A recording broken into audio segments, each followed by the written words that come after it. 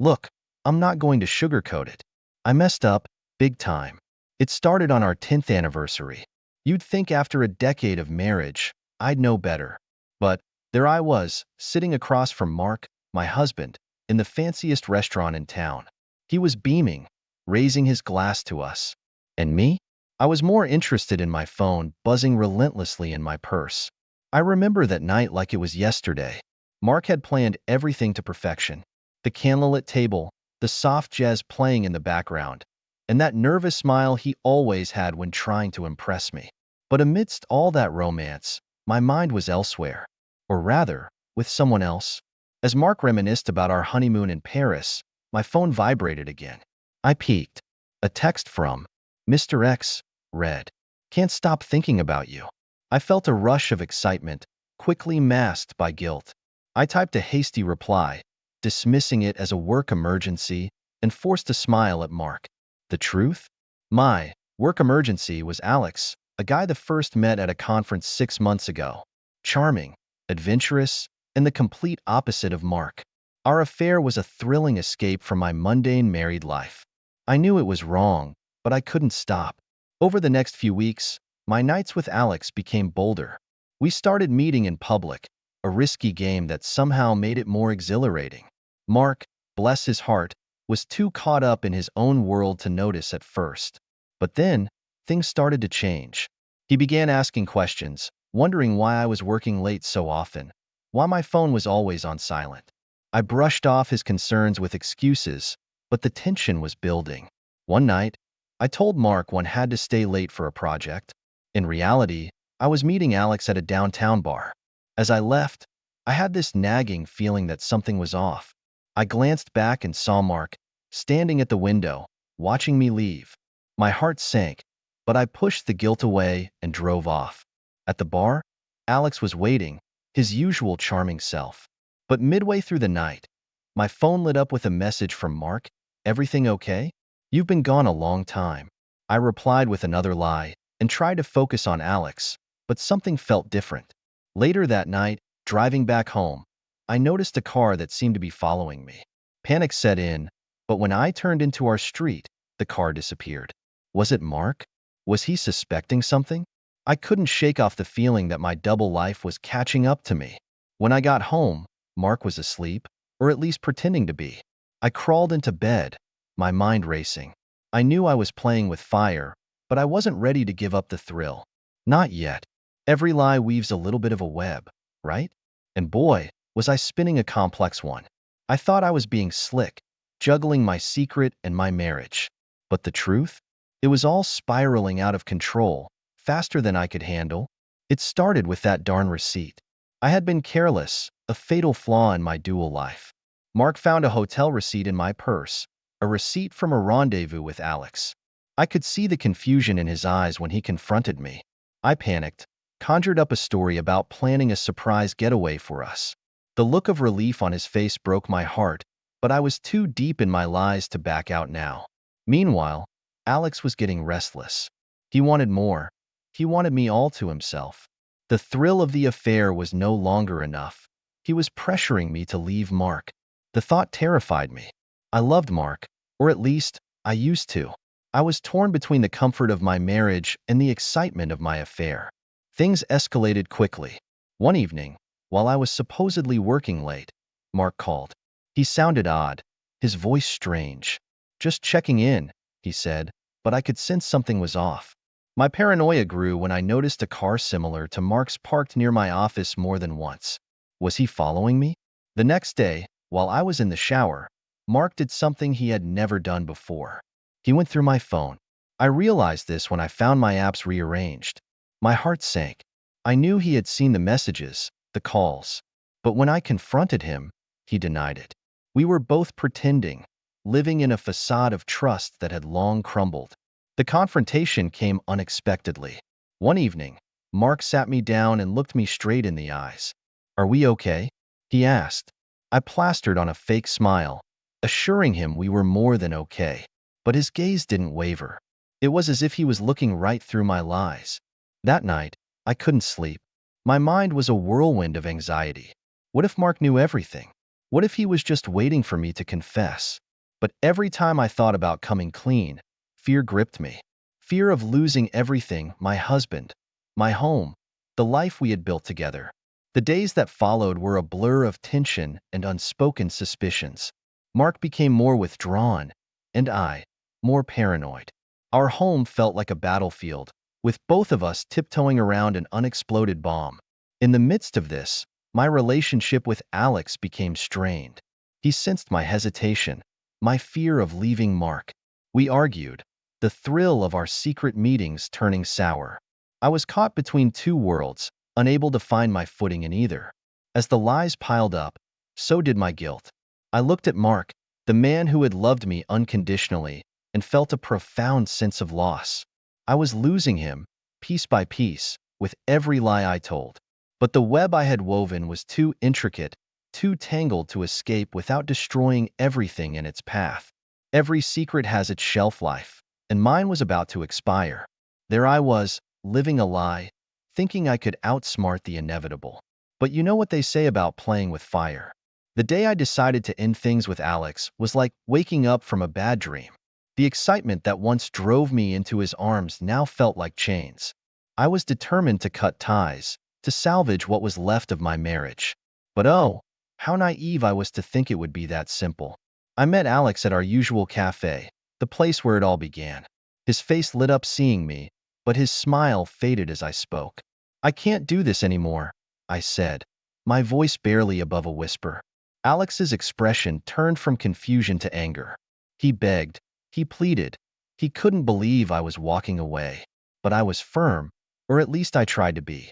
Leaving the cafe, I felt a weight lift off my shoulders, but it was quickly replaced by a sinking feeling of guilt. What had I done to my life, to Mark's life? The drive home was a blur, tears clouding my vision. At home, Mark was different. He had been distant lately, but that day, he was attentive, almost too attentive. He proposed a family vacation, a chance to reconnect. I saw the hope in his eyes, a hope that pained me. I agreed, desperate for a chance to mend things, even if deep down, I knew some things were beyond repair. The vacation was set, a week in a cozy mountain cabin. It was supposed to be a fresh start, a chance to heal. But fate had other plans. The night before we left, I found a letter on my car's windshield. It was from Alex, a plea to reconsider, filled with promises and apologies. I tore it up, my heart racing. If Mark saw this. Our trip started off well, despite the undercurrent of tension. We hiked, we laughed. We tried to be the family we once were. But the lie I was living wouldn't let me enjoy the moment.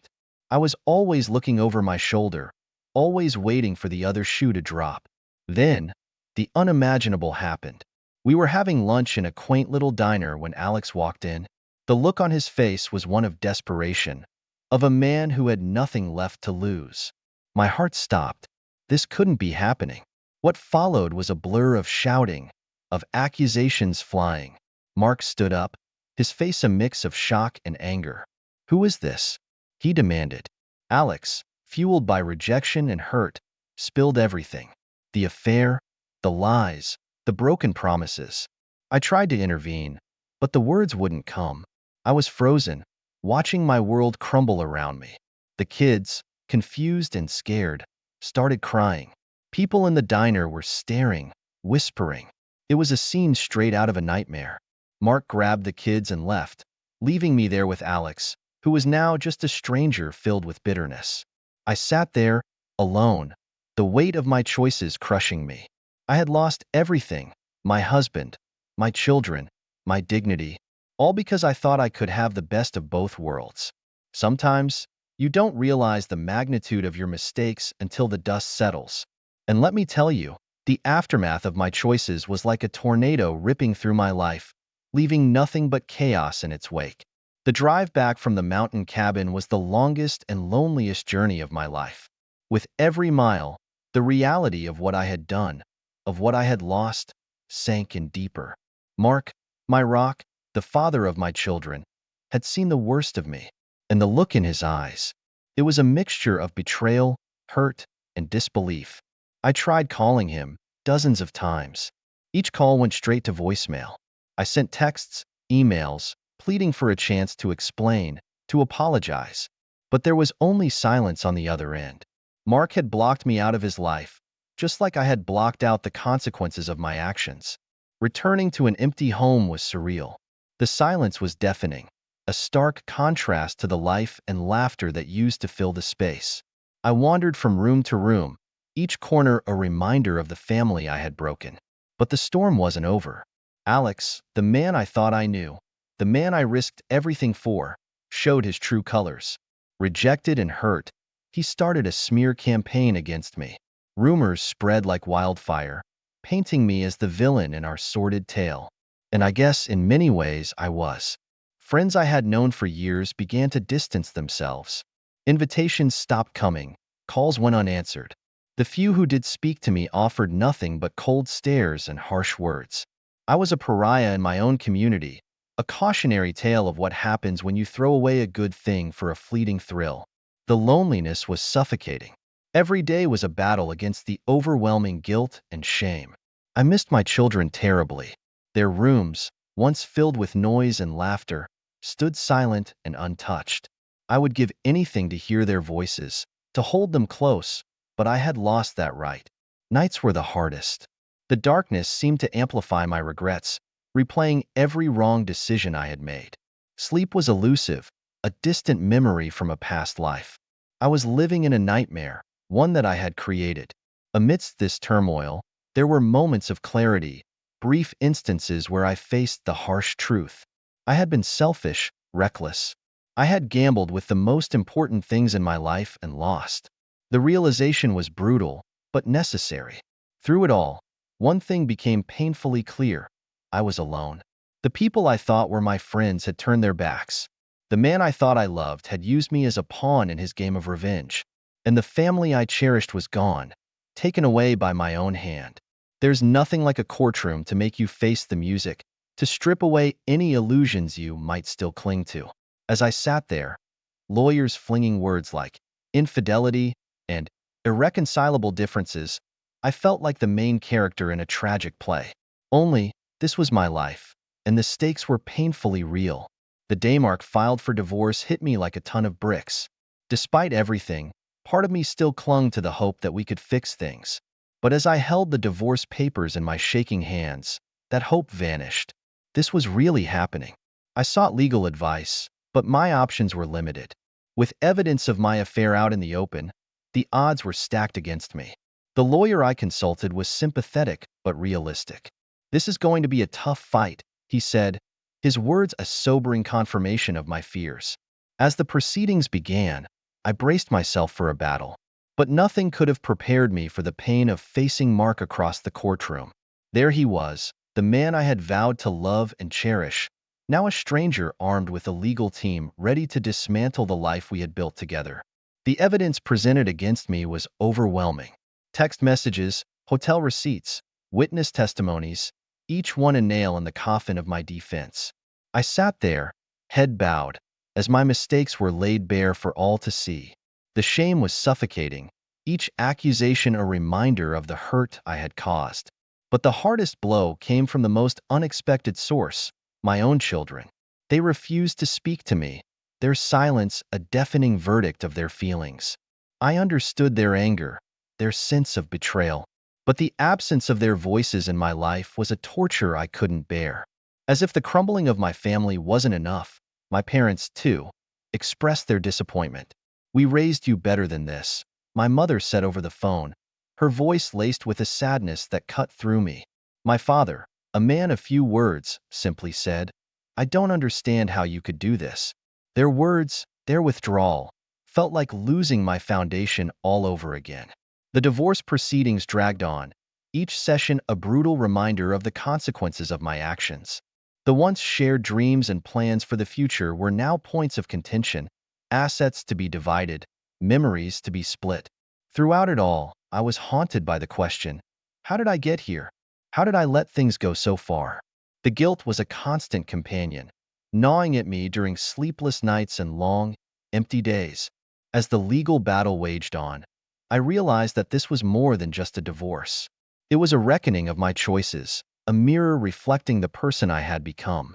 And with each revelation, with each bitter argument, I felt further and further removed from the woman I once was, the woman I wanted to be. Starting over is like building a house on a broken foundation. You can try to patch things up, but deep down, you know it's never going to be the same. That's what my life felt like, a house of cards, trembling with the slightest breeze. Moving into the small, one-bedroom apartment felt like stepping into a different world. The walls were bare. The rooms echoed with the emptiness of my new reality. This was no longer a home. It was a reminder of everything I had lost. As I unpacked my few belongings, I couldn't help but think of Mark and the kids, now miles away, starting a new life without me. The thought was a knife in my heart. I had lost not just my family, but my identity as a wife and mother. What was I now? Just a woman with a tainted past and an uncertain future. I tried to keep myself busy, to fill the silence with something, anything. I took up painting, something I had always wanted to do but never had the time for. But as the brush moved across the canvas, the colors seemed dull, the images lifeless. Nothing could fill the void. In my loneliness, I made the mistake of seeking comfort in the arms of someone new. I met David through a dating app, a man who knew nothing of my past. With him, I tried to be someone else, someone unburdened by mistakes and regrets.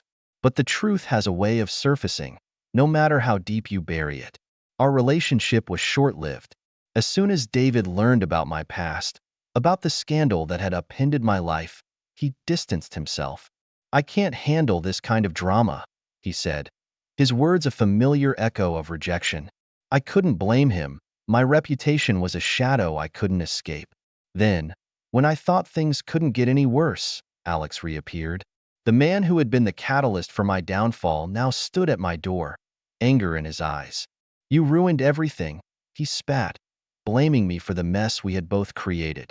His words were venomous, his anger a reflection of his own guilt and regret. Our confrontation was heated, raw with emotions long suppressed. But in the end, it was clear, whatever we had was over, destroyed by the very lies that had built it. He left, and with him went the last remnants of the illusion I had clung to. In the aftermath, I was left to confront the truth of who I had become. The affair, the lies, the destruction of my family, it was all on me. I had made choices, and now I was living with the consequences.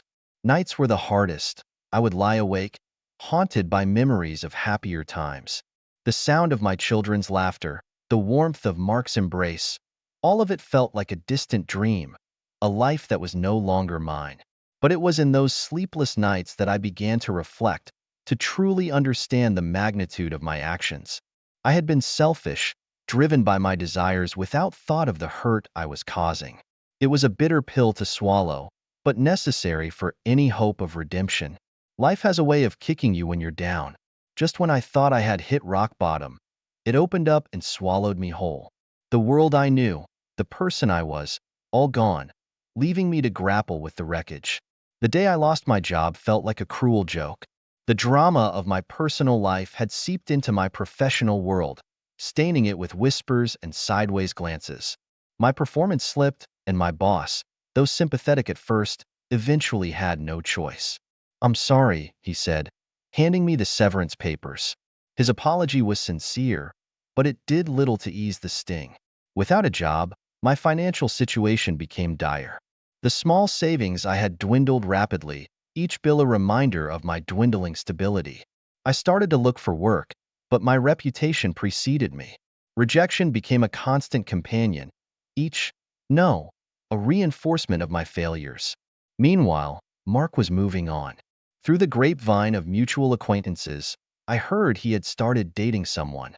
They said he looked happy, that he was moving forward. The news should have been a relief, but it felt like a punch to the gut. He was building a new life, one where I had no place. The loneliness was suffocating. I would go days without speaking to anyone, my voice a stranger to my own ears. I tried to reach out, to make new connections, but the effort felt insurmountable. My world had shrunk to the four walls of my apartment, a prison of my own making. As the days turned into weeks and weeks into months, my health began to deteriorate. Stress and isolation took their toll, manifesting in sleepless nights and a constant sense of anxiety. I lost weight, my reflection in the mirror a gaunt reminder of a vibrant woman I once was. I knew I needed help, but pride and shame held me back. Admitting I was struggling felt like conceding defeat, acknowledging that I had completely lost control of my life. But the truth was, I had lost control long ago. I clung to the memories of my children, their laughter a distant echo in my mind. The pain of their absence was a constant ache, a hole in my heart that nothing could fill. I missed their hugs, their chatter, the mundane yet precious moments of motherhood. In my moments of despair, I would sit and write letters to them, letters I knew I would never send. I poured my heart into those pages, apologies, explanations, expressions of love. It was a futile exercise, but it was all I had. The realization that I was alone in this battle was both terrifying and liberating. Terrifying because I had no one to lean on, liberating because it meant I had only myself to rely on. It was time to face my demons, to confront the reality of what I had done and who I had become. It's strange how life can feel both empty and heavy at the same time. Each day was a reminder of what I had lost, a haunting echo of a life that once was. And the worst part? I knew I had no one to blame but myself. The news of Mark getting engaged was like reopening a wound I thought had begun to heal. It wasn't jealousy, nor was it anger. It was a profound sense of loss, a final confirmation that the life I once knew was truly over. In my desperation for connection, for some semblance of the family I had destroyed, I reached out to my children. I sent letters, gifts, tried calling. But their silence was a clear response. They wanted nothing to do with me. Each unanswered call, each unopened letter, was a dagger in my heart. I couldn't blame them, but that didn't lessen the pain. I heard about Mark's new partner, how she was with the kids. People said she was wonderful, that she had brought a new light into their lives. I should have been grateful for that, grateful that my children had someone to care for them.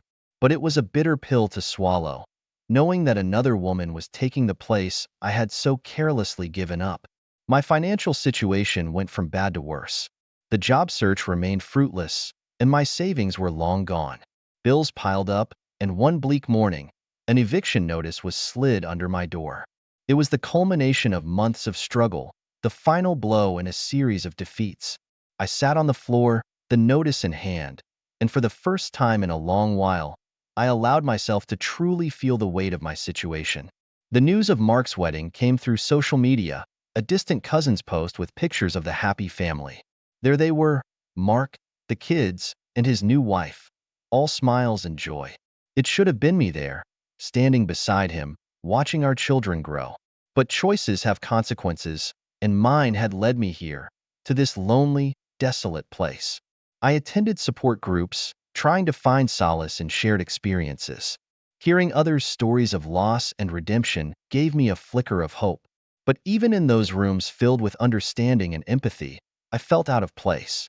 My story was a tapestry of betrayal and regret, a narrative that seemed to have no place among tales of unfortunate circumstances and bad luck.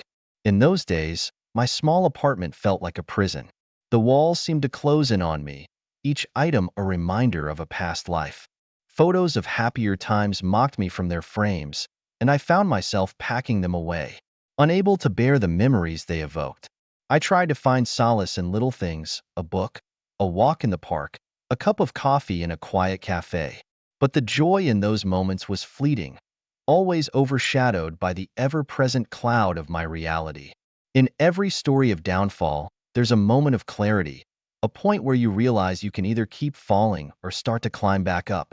For me, that moment came in the quiet solitude of my empty apartment, surrounded by the ghosts of a life I once had. I remember scrolling through my phone, the screen illuminating faces that once were an integral part of my life. There they were, Mark and his new family, smiling on a sun-kissed beach. It was a picture of happiness, a stark contrast to the loneliness that engulfed me. I was happy for him, genuinely so, but it also served as a painful reminder of all that I had lost. In a moment of desperation, I reached out to old friends, hoping to rekindle relationships I had neglected. But their response was cold, distant. "I'm sorry, I just can't," said one. "It's complicated," said another. Their words, while not unkind, were clear. I was a chapter in their lives that they had closed. As I watched my social circle diminish to nothing, isolation became my constant companion. The silence of the apartment was deafening, a stark reminder of the consequences of my actions.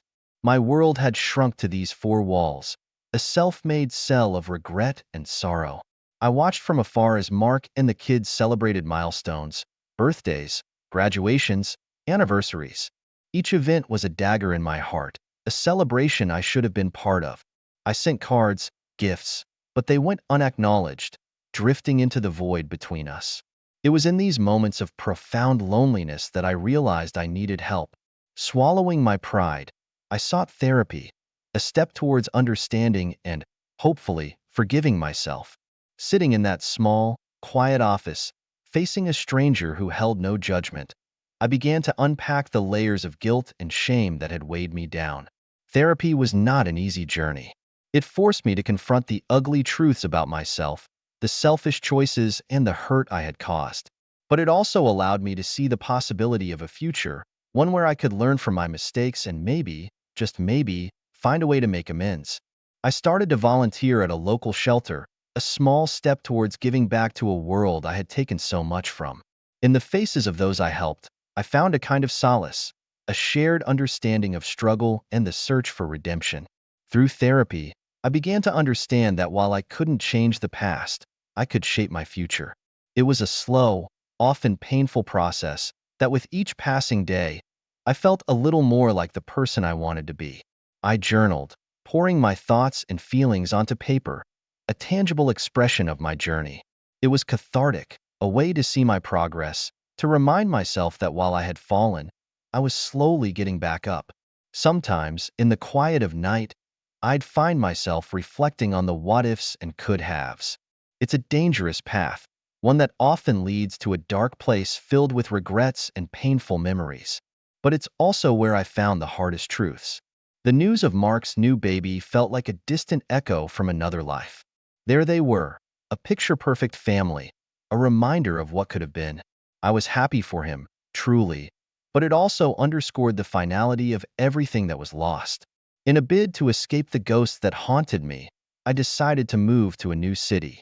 A fresh start, a chance to rebuild away from the memories and the judgmental eyes.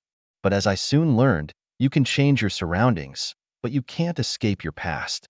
The new city was a maze of unfamiliar faces and places, a stark contrast to the life I had left behind. I found a small apartment, its blank walls a canvas for a new beginning. But as the days passed, the loneliness followed, a constant reminder of the void within. I tried to immerse myself in this new life, to find solace in anonymity. I took up a job at a local bookstore, a quiet place that seemed a world away from the chaos of my past. The smell of old books and the hushed conversations of customers were a balm to my bruised soul. But the past has a way of creeping up when you least expect it. I'd catch glimpses of families, of couples, of happy moments that mirrored my own once upon a time.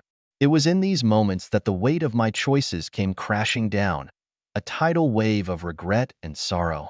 I attended a few local events, trying to weave myself into the fabric of this new community. But the connections felt superficial, transient. I was like a ghost, drifting through life, unable to find a place to anchor myself. In the quiet of my apartment, I'd often find myself reflecting on everything that had transpired. The affair, the lies, the pain I had caused to the people I loved the most. It was a bitter pill to swallow, accepting that I was the architect of my own misery.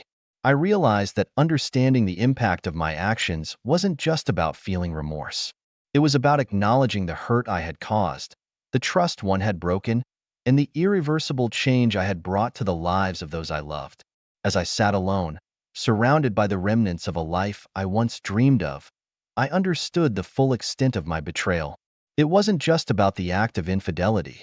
It was about the web of lies, the shattered trust, and the broken family. I should have known that suggesting a threesome over dinner would lead to more than just an interesting conversation.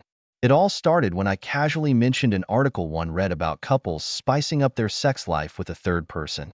Tom's eyes lit up like a kid who just found out Christmas came twice a year. We joked about it, laughed it off, and then, of course, the jokes turned into actual research.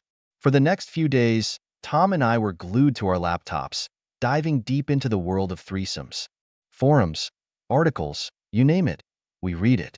It was like prepping for an exam, except the subject was sex, and the stakes were our marriage. We had long discussions about boundaries, what we'd be comfortable with, and where the hard lines were. It felt oddly clinical, but necessary. If we were going to do this, we needed rules. The next step was finding someone who'd be interested in joining us. This part was surprisingly tricky.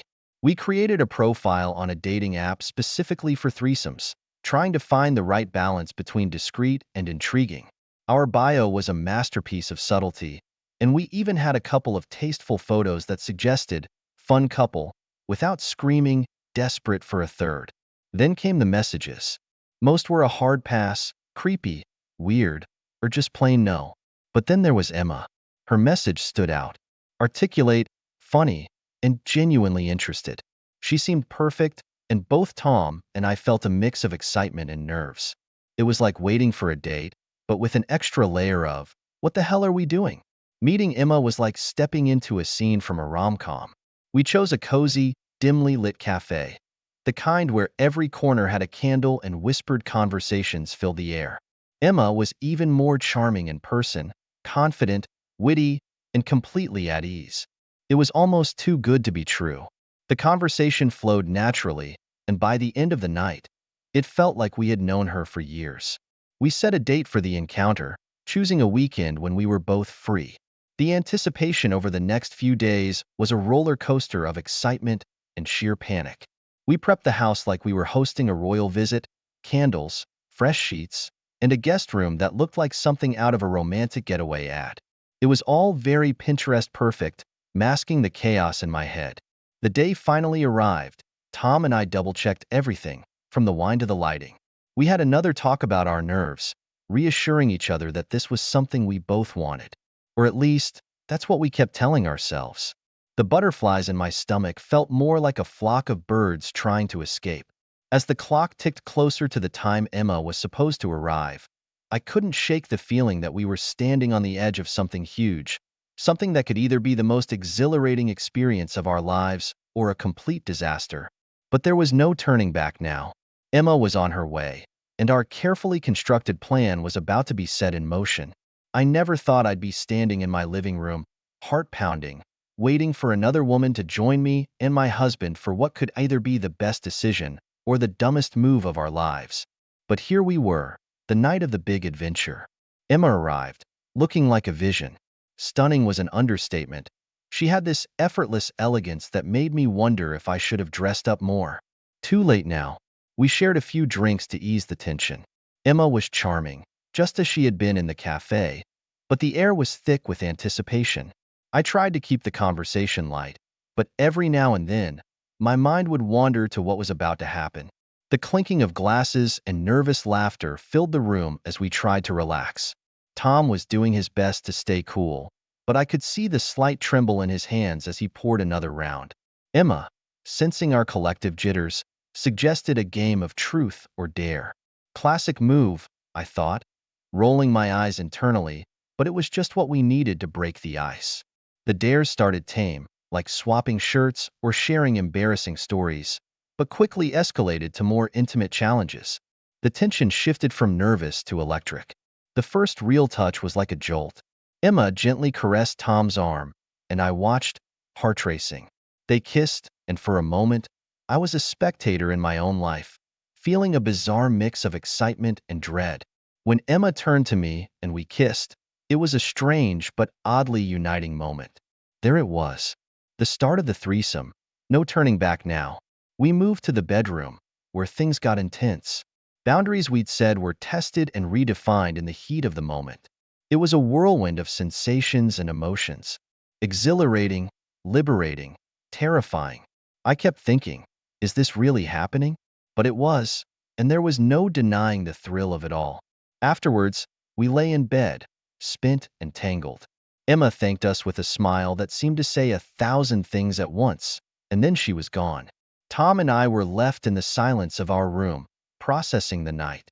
It felt surreal, like a dream you're not sure you want to wake up from. For a moment, I felt closer to Tom than ever before. We just shared something incredibly intimate and raw.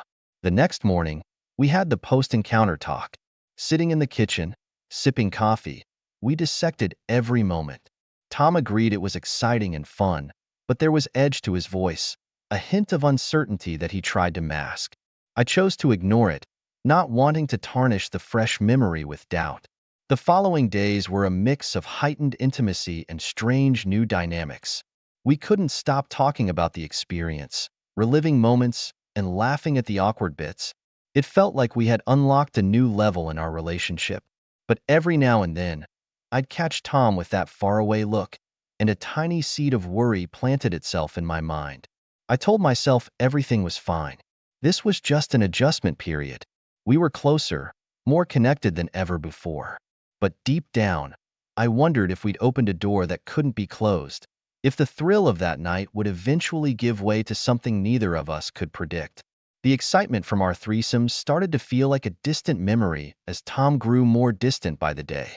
A week after our adventurous night, I noticed the change. He'd sit at the kitchen table, staring off into space, or he'd get lost in his phone, and not the usual mindless scrolling. He was deep in thought, clearly somewhere far away from me.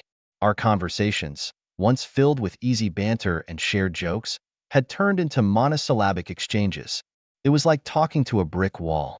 Small disagreements, which we used to laugh off, started blowing up into full-blown arguments. I'd ask Tom about his day, and he'd snap at me for no reason. The dishes, the laundry, the dinner menu, everything became a potential battleground. It was exhausting. I kept asking myself, what the hell was happening to us? The thrill from the threesome had evaporated, leaving this thick, suffocating tension in its place. Tom blamed it all on work stress. He said his job was getting more demanding, and that's why he was staying late more often.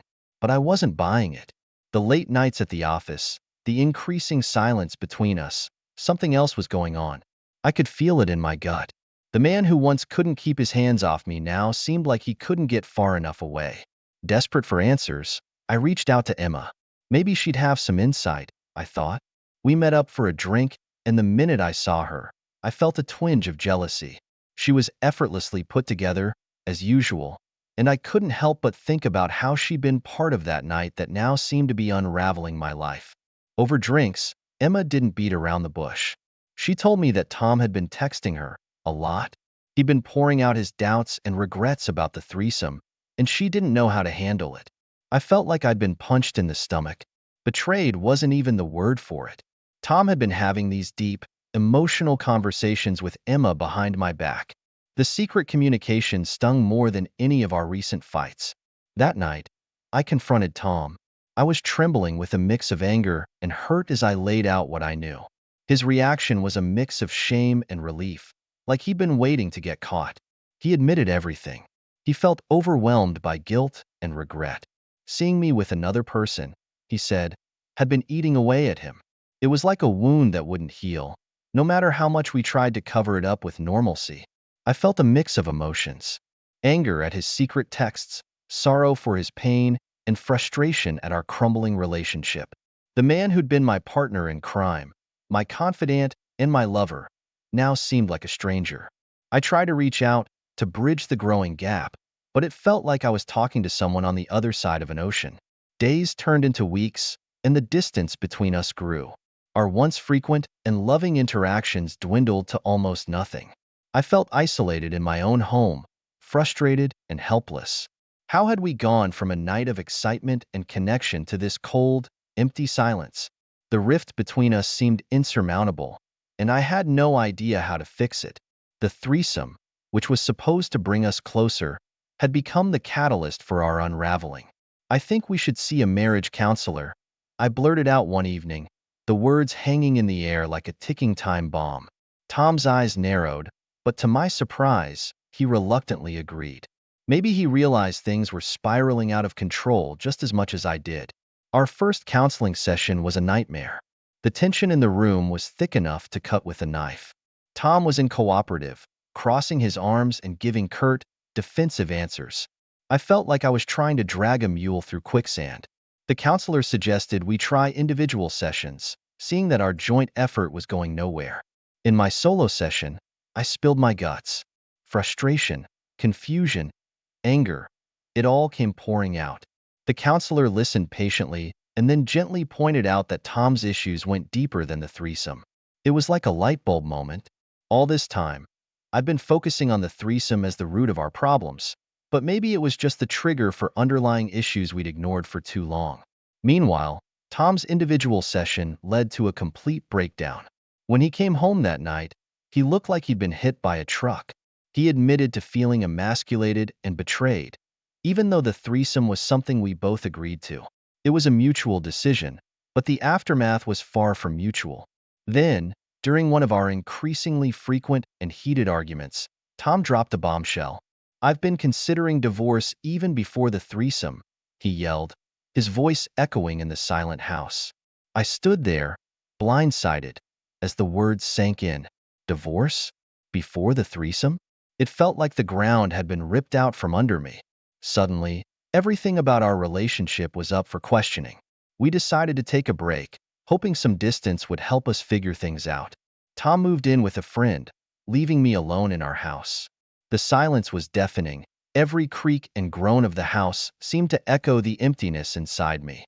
It was like living in a ghost town, where every corner held a memory of what we used to be. In the quiet of our separation, I had a lot of time to think. I reflected on our relationship, sifting through the good times and the bad. I realized that the threesome was just a symptom of deeper issues. We had ignored so many signs, so many cracks in our foundation. The thrill of that night was a temporary patch over a gaping wound. As the days turned into weeks, I started to accept the possibility that our marriage might not survive. It was a painful realization, but maybe it was time to face the truth. We had drifted apart long before Emma came into the picture. The threesome just forced us to confront the reality we'd been avoiding. With a heavy heart, I began to understand that sometimes, love isn't enough to fix what's broken. The weight of our crumbling marriage settled on my shoulders, and I braced myself for what was to come, knowing that the hardest decisions were still ahead. We sat across from each other in a cramped coffee shop, the air thick with the smell of stale espresso and broken dreams. Tom looked as worn out as I felt. "I think we both know where this is headed," I said, breaking the silence that had stretched for too long. He nodded, eyes fixed on his untouched coffee. "Yeah, I think it's time." And just like that, we decided to divorce. It was painful, but at this point, it seemed inevitable. The legal proceedings were a nightmare. We hired lawyers, each meeting a grueling reminder of the life we were dismantling piece by piece. Every document signed felt like a step further away from what we once had. It was emotionally draining, and I found myself questioning everything. How did we get here? Was it really just the threesome, or had we been unraveling long before? Dividing our assets was another battleground. We argued over everything: who would keep the house, how to split our savings, even the stupid collection of mismatched mugs we'd accumulated over the years. It felt like we were fighting for pieces of our past, clinging to anything that might hold some semblance of our former life. The whole process was exhausting and heartbreaking. Breaking the news to friends and family was no picnic either. Reactions ranged from supportive hugs to looks of sheer disappointment. My parents were devastated, their dreams of a perfect son-in-law and stable marriage crumbling before their eyes. Some friends rallied around me, offering support, while others distanced themselves, unsure how to handle the situation. It was a mix of shame and relief, knowing I didn't have to pretend everything was fine anymore. I had to tell Emma about the divorce. Her reaction was a mix of guilt and sympathy. "I'm so sorry," she said, her voice tinged with regret. Despite everything, I appreciated her support. Our friendship was awkward now, colored by the complicated history we shared, but it was still something. She had been a catalyst, not the cause, and I couldn't blame her entirely. After months of negotiations, court appearances, and endless paperwork, the divorce was finally finalized. The day I received the final papers was bittersweet. I held them in my hands, the weight of them heavier than I expected. It was the end of an era, the closing of a chapter one never thought would end this way. But it was also the beginning of something new, and that thought brought a small, cautious sense of hope. Tom moved out for good, leaving me with the house. The emptiness was overwhelming at first. Every room echoed with memories of us, both good and bad. But I knew I had to make it my own. I started redecorating, painting walls, and rearranging furniture. It was therapeutic, a way to reclaim my space and my life. Slowly, the house transformed from a shrine of what once was to a canvas of what could be. I stood in the middle of my newly redecorated living room, taking it all in. It wasn't just a physical change, it was symbolic of my new beginning. The past was behind me, and while the future was uncertain, it was mine to shape. I had faced the challenge of letting go and discovered a strength I didn't know I had.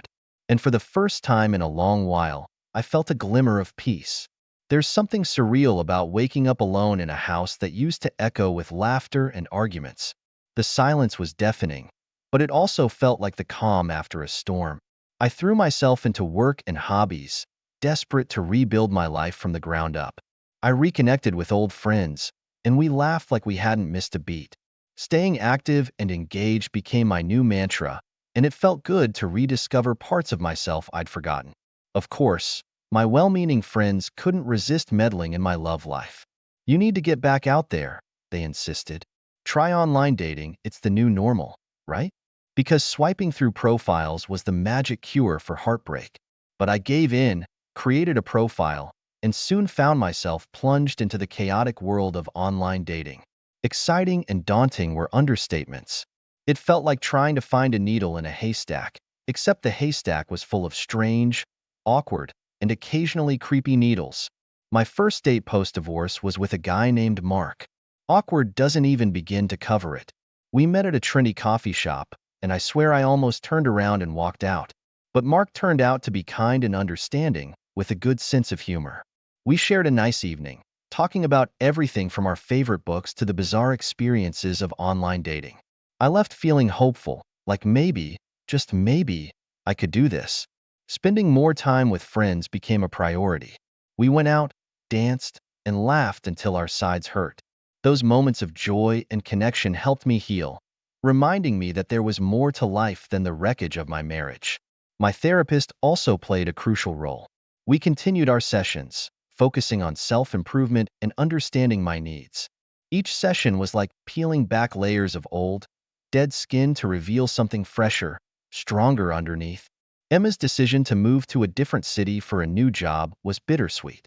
We met for one last drink, and despite everything, there was no bad blood. I wished her well, and as we hugged goodbye, it felt like closing the book on a particularly tumultuous chapter of my life. I immersed myself in personal growth, taking classes and learning new skills. I picked up painting, something I hadn't done since college. Every brush stroke felt like reclaiming a piece myself. I also started a cooking class, which was a riot considering I could barely boil water without burning it. But each little accomplishment, whether it was a decent painting or an edible meal, felt like a victory. One evening, as I sat in my newly decorated living room, sipping wine and admiring my latest attempt at abstract art, I realized how far I'd come. The house, once a museum of memories, was now a canvas of my new life. The past still lingered, but it no longer defined me. I was moving forward, one step at a time, reclaiming my identity and discovering new strengths. Life wasn't perfect, and I still had moments of doubt and sadness. But I was learning to embrace the uncertainty, finding peace in the journey rather than the destination. And for the first time in a long while, I felt like I was exactly where I needed to be. Morning jogs, healthy meals, and regular social outings became my new routine. Establishing this rhythm felt like piecing together a puzzle of stability. My morning jogs through the park were my meditation, each step a small victory against the chaos that had been my life. Eating healthy wasn't just about the food, it was about nurturing myself, showing my body the care I'd neglected for so long. Social activities filled my evenings with laughter and camaraderie, pushing away the silence that had once seemed so oppressive. But life has a funny way of throwing curveballs. At a mutual friend's party, I ran into Tom. The room seemed to shrink as I spotted him across the room, nursing a drink. Our encounter was civil but distant, like two acquaintances making small talk rather than two people who had once shared a life.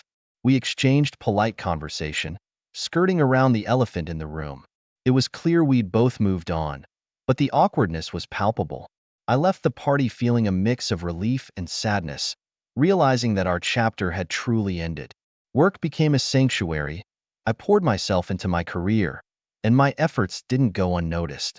Receiving a promotion was like validation for all the hard work and sleepless nights. The recognition boosted my confidence, fueling my motivation to keep pushing forward. It was a testament to my resilience, a reminder that I could rebuild my life piece by piece.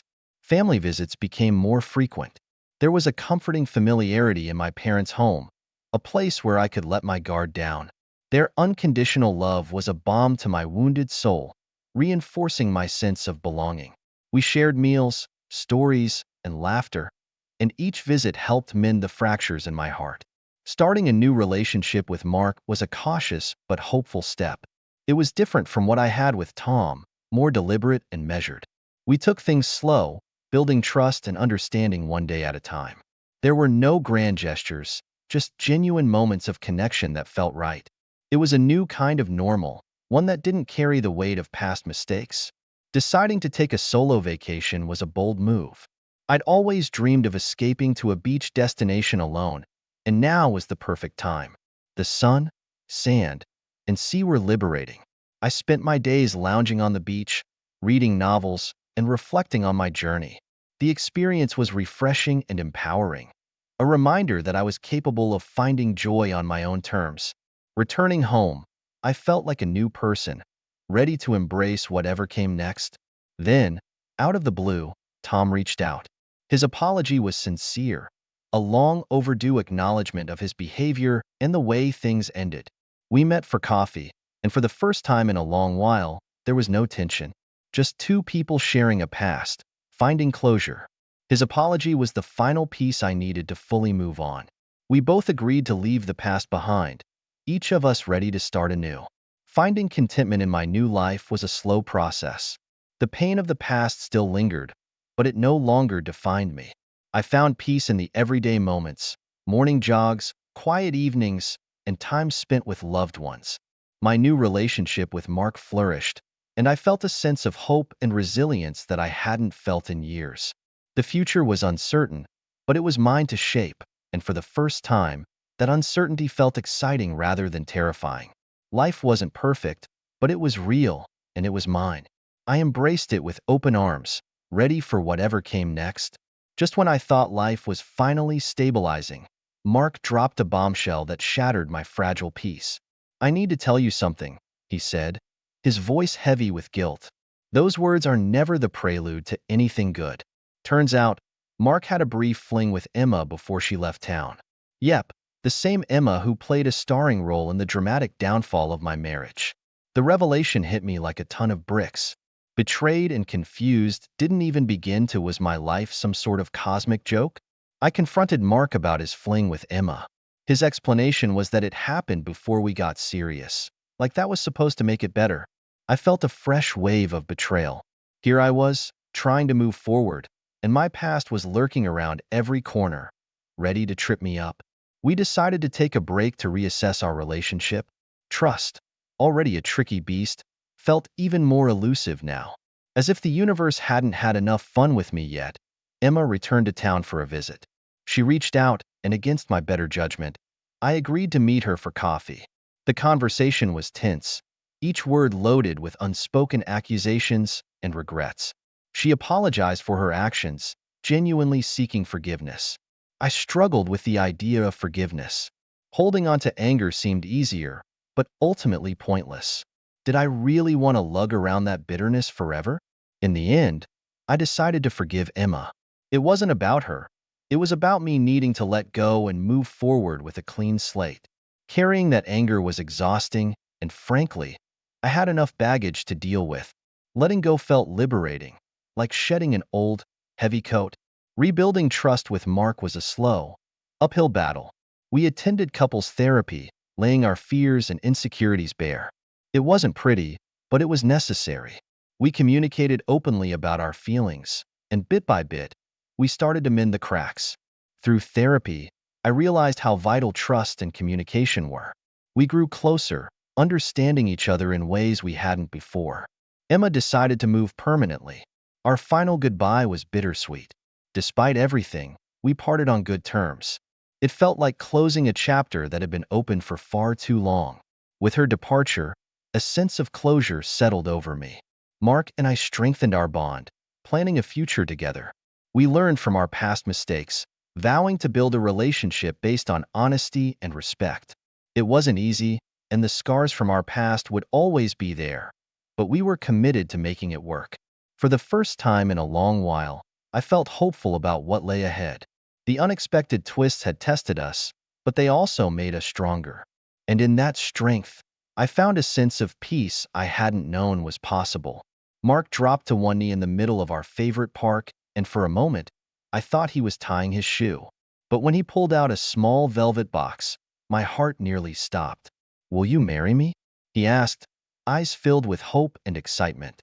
I said yes, of course, and just like that, we were engaged. This was our new beginning, a fresh start filled with promise. Planning our future together was exhilarating. We started blending our families, which was challenging but also rewarding. There were awkward moments and growing pains, but we created new traditions and cherished the memories we were building. Family dinners, holiday gatherings, each event knit our lives closer together. Our careers were also hitting high notes. Mark got a big promotion, and I landed a major project at work. We celebrated each success, big and small, supporting each other's ambitions. It felt like we were unstoppable, two parts of a whole moving forward in perfect sync. Buying a home together was a monumental step. We found a beautiful house that felt like it was waiting just for us. The process of decorating and making it ours was joyful. Every piece of furniture, every color on the walls, felt like a declaration of our commitment. It was a symbol of the life we were building together, brick by brick.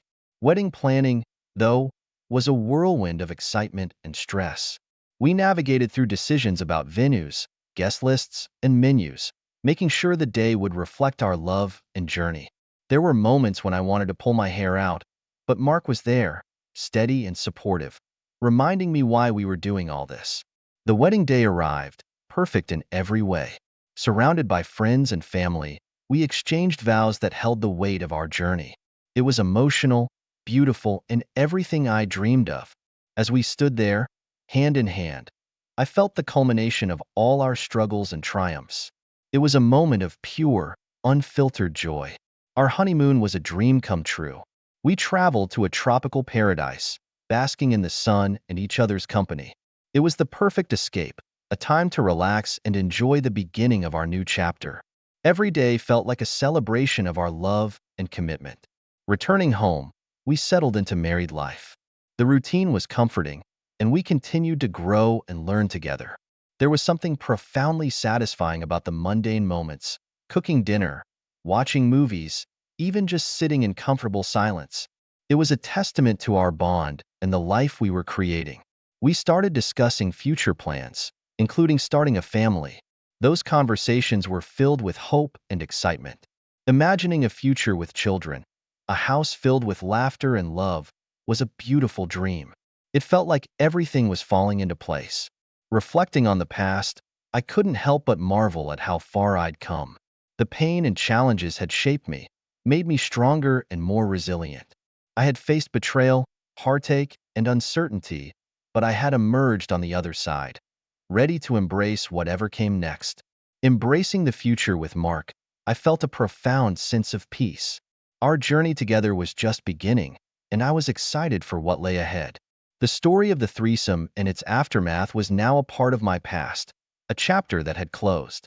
I looked forward to the new chapters of my life with optimism and gratitude for the lessons learned. This was my new chapter, a fresh page in the book of my life. I was ready to write it with joy, love, and hope. The past had its place, but it no longer defined me. I was free to embrace the future, hand in hand with the man I loved, ready